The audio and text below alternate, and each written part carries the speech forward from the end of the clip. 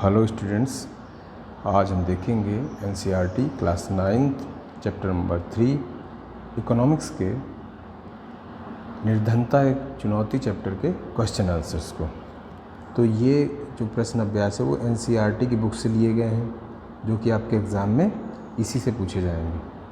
तो देखते हैं प्रश्न अभ्यास पाठ्य पुस्तक से। पहला प्रश्न है, भारत में निर्धनता रेखा का आकलन कैसे किया जाता है? तो उत्तर है इसका, निर्धनता मापने के लिए आय या उपभोग स्तरों पर आधारित एक सामान्य पद्धति का प्रयोग किया जाता है। भारत में निर्धनता रेखा का निर्धारण करते समय जीवन निर्वाह के लिए खाद्य आवश्यकताओं, कपड़ों, जूतों, ईंधन और प्रकाश, शैक्षिक एवं चिकित्सा संबंधी आवश्यकताओं आदि को मुख्य माना जाता है। इन भौतिक मात्राओं को रुपये में उनकी कीमतों से गुणा कर दिया जाता है। निर्धनता रेखा का आकलन करते समय खाद्य आवश्यकता के लिए वर्तमान सूत्र वांछित कैलोरी कितनी न्यूनतम कैलोरी की बात है, जैसे कि 2400 कैलोरी ग्रामीण क्षेत्र में और 2100 कैलोरी शहरी क्षेत्र में न्यूनतम ज़रूरत पड़ती है। खाद्य वस्तुएं जैसे अनाज, दालें आदि मिलकर इस आवश्यक कैलोरी की पूर्ति करते हैं। भारत में स्वीकृत कैलोरी आवश्यकता ग्रामीण क्षेत्रों में 2400 कैलोरी प्रति व्यक्ति, वही बात जो मैंने अभी बताई, और नगरीय क्षेत्रों में 2100 कैलोरी प्रति व्यक्ति प्रतिदिन है। चूँकि ग्रामीण क्षेत्र में रहने वाले लोग अधिक शारीरिक कार्य करते हैं, अतः ग्रामीण क्षेत्रों में कैलोरी की आवश्यकता शहरी क्षेत्रों की तुलना में अधिक मानी गई है। अनाज आदि रूप में इन कैलोरी आवश्यकताओं को खरीदने के लिए प्रति व्यक्ति मौद्रिक व्यय को कीमतों में वृद्धि को ध्यान में रखते हुए समय समय पर संशोधित किया जाता है। इन परिकल्पनाओं परिकल्पनाओं के आधार पर वर्ष 2000 में किसी व्यक्ति की निर्धन रेखा का निर्धारण ग्रामीण क्षेत्रों में 328 रुपये प्रति माह और शहरी क्षेत्रों में 454 रुपये प्रति माह, यानी इसको कैलोरी से जोड़ा गया है कि इतनी कैलोरी जो हमें इतने रुपए में मिल सकती है, तो प्रति व्यक्ति है। परिवार के लिए थोड़ा बढ़ जाएगी ये, तो इस हिसाब से आप इसको देख सकते हैं। तो ये आपका पहले का उत्तर है। इसको आप वीडियो रोक के पॉज करके नोट कर सकते हैं, या इसका स्क्रीनशॉट लीजिए और आराम से इसको बाद में अपनी कॉपी में नोट कर लीजिए। इसके पहले अगर आप इस चैनल पर पहली बार आए हैं तो मैं आपसे रिक्वेस्ट करूंगा कि आप इसे सब्सक्राइब जरूर कर लें और वीडियो पूरा देखें। जनरली ये देखा गया है कि जो भी व्यूअर हैं वो पूरा वीडियो नहीं देखते हैं, तो उससे क्या होगा कि आपको वो चीज़ें समझ में नहीं आएंगी, वो किसी भी तरह से आपको काम की चीज़ नहीं रह जाती। स्पेशली स्टूडेंट इस चीज़ को समझ लें कि वो पूरी चीज़ को समझेंगे नहीं तो उससे कोई मतलब नहीं रह जाता। इनको नोट करते चलें जिससे भविष्य में वो आपके काम आ पाए जब एग्ज़ाम के समय। तो प्रश्न नंबर 2 है, क्या आप समझते हैं कि निर्धनता रेखा का वर्तमान तरीका सही है? तो ये थिंकिंग पैटर्न वाला क्वेश्चन है। तरीका सही है कि नहीं, इसके बारे में देखते हैं क्या उत्तर हो सकता है इसका। वर्तमान निर्धनता अनुमान कार्य पद्धति पर्याप्त निर्वाह स्तर की अपेक्षा न्यूनतम निर्वाह स्तर को महत्व देता है। तो पहली बात क्या है कि न्यूनतम निर्वाह स्तर को माना जाता है गरीब के लिए, पर्याप्त निर्वाह स्तर नहीं देख रहे हैं। सिंचाई और हरित क्रांति के फैलाव ने कृषि के क्षेत्र में कई नौकरियों के अवसर दिए हैं, परंतु भारत में इसका प्रभाव कुछ ही भागों तक सीमित रहा है। सार्वजनिक और निजी दोनों क्षेत्रों के उद्योगों ने नौकरियों के अवसर दिए हैं, परंतु ये नौकरी लेने वालों की अपेक्षा काफ़ी कम है। यही मेन बात हुई कि नौकरी लेने वालों की अपेक्षा काफ़ी कम है, संख्या बहुत कम है। हमारे देश में जनसंख्या बहुत ज़्यादा है और गवर्नमेंट जॉब आपको पता है कि 135-36 करोड़ देश में सिर्फ 2 करोड़ लोग को गवर्नमेंट जॉब मिलती है जो इस समय प्रेजेंट में, और लगभग 10 करोड़ लोग प्राइवेट सेक्टर में काम कर रहे हैं, कुछ और ज़्यादातर कृषि में हैं और कुछ स्वरोजगार कर रहे हैं। तो बहुत कम है जो संगठित क्षेत्र में है। इस चीज़ का भी हमें विशेष ध्यान रखना है। तो निर्धनता को विभिन्न संकेतकों के द्वारा जाना जा सकता है, जैसे अनपढ़ता स्तर यानी साक्षर है कि नहीं है, कुपोषण के कारण सामान्य प्रतिरोधक क्षमता में कमी, स्वास्थ्य सेवाओं तक पहुंच उनकी, नौकरी के कम अवसर, पानी पीने में कमी, सफाई व्यवस्था आदि। सामाजिक अपवर्जन और असुरक्षा के आधार पर निर्धनता का विश्लेषण अब सामान्य हो गया। सामाजिक अपवर्जन और असुरक्षा। जैसे सामाजिक अपवर्जन मीन्स होता है कुछ विशेष वर्गों को सामाजिक रूप से अपवर्जित कर दिया जाना, SC ST, महिलाओं, विकलांग लोगों को, इनको जो अपवर्जित कर दिया जाता है, ये एक सामान्य समस्या है। असुरक्षा भी इन्हीं के पास ज़्यादा है। तो ये दूसरा प्रश्न, इसको आप नोट कर लीजिए। अब हम देखते हैं तीसरा प्रश्न। भारत में 1973 से निर्धनता की प्रवृत्तियों की चर्चा कीजिए। तो भारत में निर्धनता अनुपात वर्ष 1973 में 55% से वर्ष 93 में 36% तक महत्वपूर्ण गिरावट आई है। वर्ष 2000 में निर्धनता रेखा के नीचे निर्धनों का अनुपात और भी गिरकर 26% हो गया। यदि यही प्रवृत्ति रही तो अगले कुछ वर्षों में निर्धनता रेखा के लोगों की संख्या 20% से भी नीचे आ जाएगी। यद्यपि निर्धनता रेखा से नीचे रहने वाले लोगों का प्रतिशत पूर्व के 2 दशकों में गिरा है। निर्धन लोगों की संख्या 32 करोड़ के आसपास काफ़ी समय से स्थिर है। नवीनतम अनुमान निर्धनों की संख्या में लगभग 26 करोड़ की कमी उल्लेखनीय गिरावट का संकेत देते हैं। तो ये एक इसमें कैसे आपको 1973 से लेकर अभी तक का 2000 तक की प्रवृत्ति समझाई गई। तो इनको नोट करते चलें आप या स्क्रीनशॉट लेते चलें। अब ये क्वेश्चन जो है अंतर्राज्य असमानताओं को, इसको आपको करने की आवश्यकता नहीं है। इस टाइप के क्वेश्चन उतने इम्पोर्टेंट नहीं। अब देखते हैं, ये है 5वां प्रश्न। उन सामाजिक और आर्थिक समूहों की पहचान करें जो भारत में निर्धनता के समक्ष निरुपाय हैं। तो ये पूछ रहा है कि उन सामाजिक और आर्थिक समूह को पहचान करें, वर्गों की पहचान करें जो निर्धनता के समक्ष निरुपाय हैं। देखिए कुछ % तो हर वर्गों में बहुत ज़्यादा सक्षम है, लेकिन ज़्यादातर वो जो निर्धनता किन समुदायों में पाई जाती है उसके बारे में यहाँ पे चर्चा की गई है। जो सामाजिक समूह निर्धनता के प्रति सर्वाधिक असुरक्षित हैं उनमें अनुसूचित जाति यानी SC, अनुसूचित जनजाति यानी ST के परिवार हैं।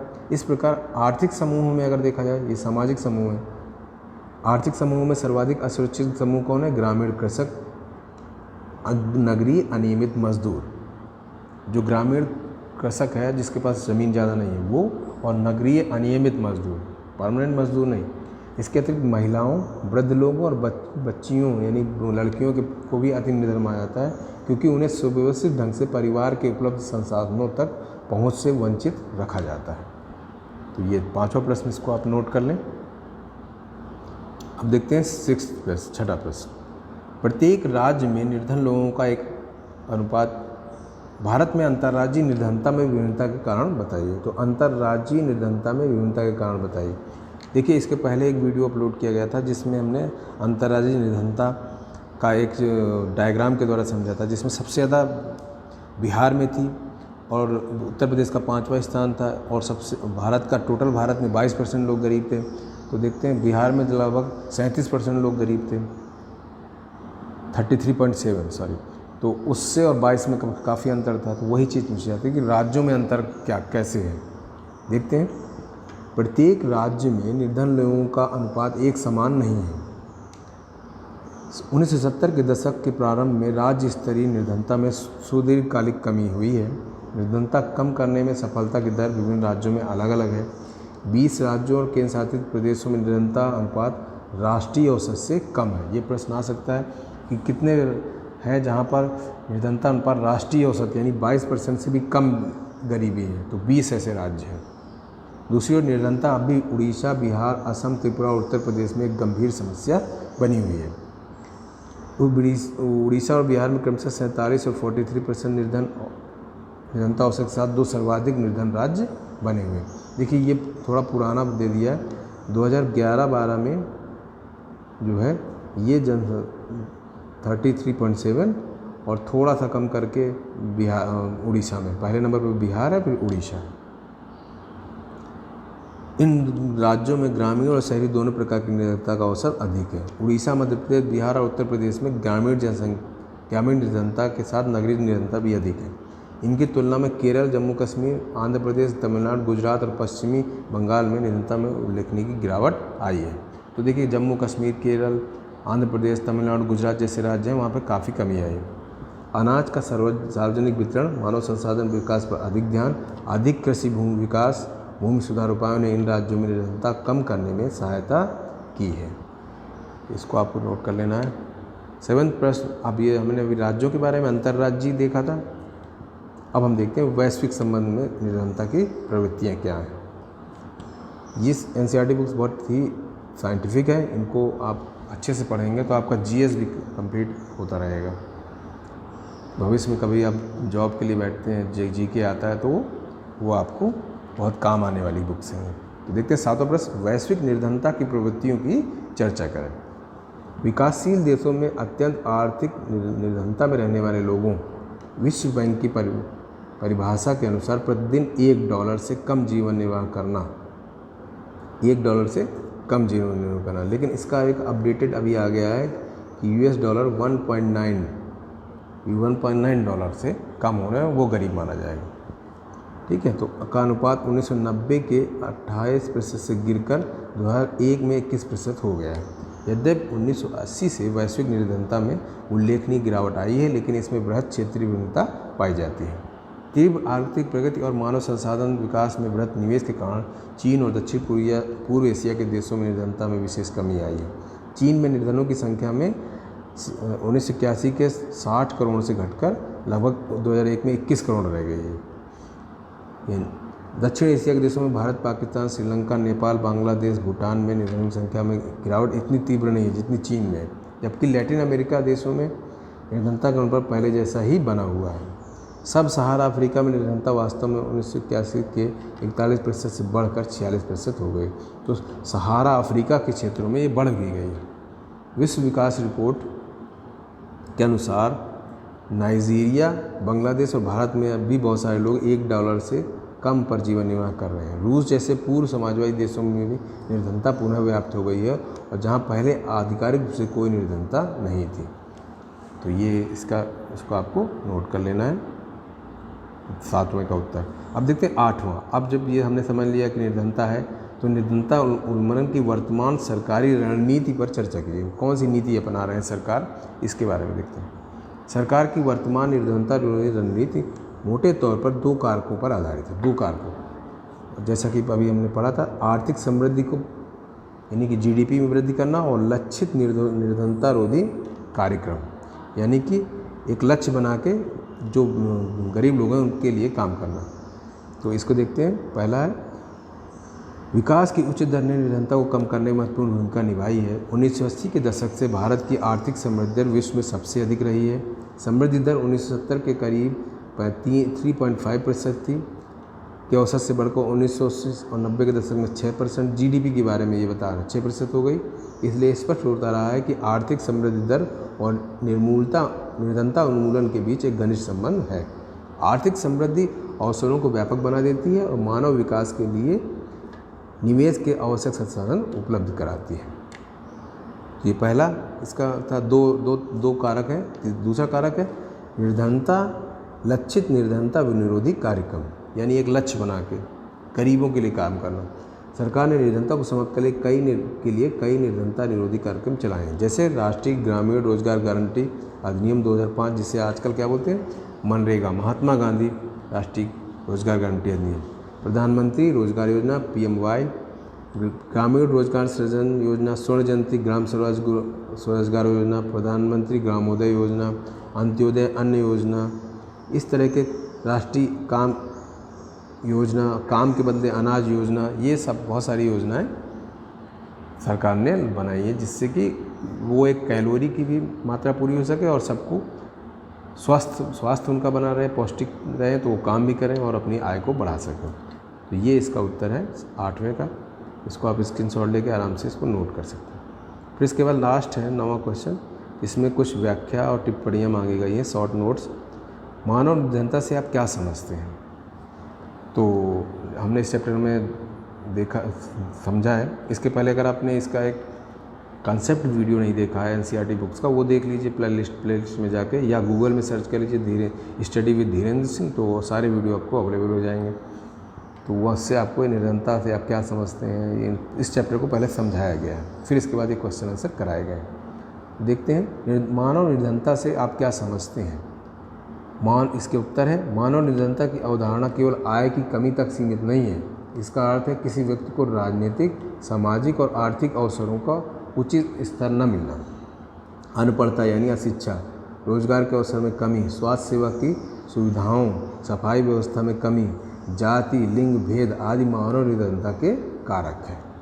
तो ये इसका उत्तर है पहले वाले का। फिर इसके बाद दूसरा देखिए, निर्धनों में भी सबसे निर्धन कौन है। अब देखिए निर्धनों जो हैं उनमें भी सबसे निर्धन किसे माना जा सकता है? महिलाओं, वृद्ध लोगों, बच्चों को अति निर्धन माना जाता है, क्योंकि उन्हें सुव्यवस्थित ढंग से परिवार के उपलब्ध संसाधनों की पहुंच से वंचित रखा जाता है।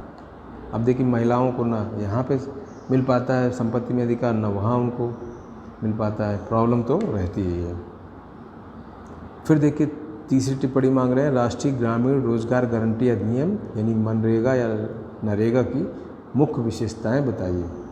ये नरेगा है, नेशनल रोजगार गारंटी अधिनियम, और इसको मनरेगा भी बोलते हैं, दोनों चीज़ें हैं, आप इसको देख लीजिएगा। नरेगा इसका नाम चेंज कर दिया गया है, अब महात्मा गांधी लगा दिया गया तो मनरेगा हो गया। इसका उत्तर देखिए, राष्ट्रीय ग्रामीण रोजगार अधिनियम 2005, ये कब से लागू हुआ? 2005 की अग्रलिखित विशेषताएं हैं।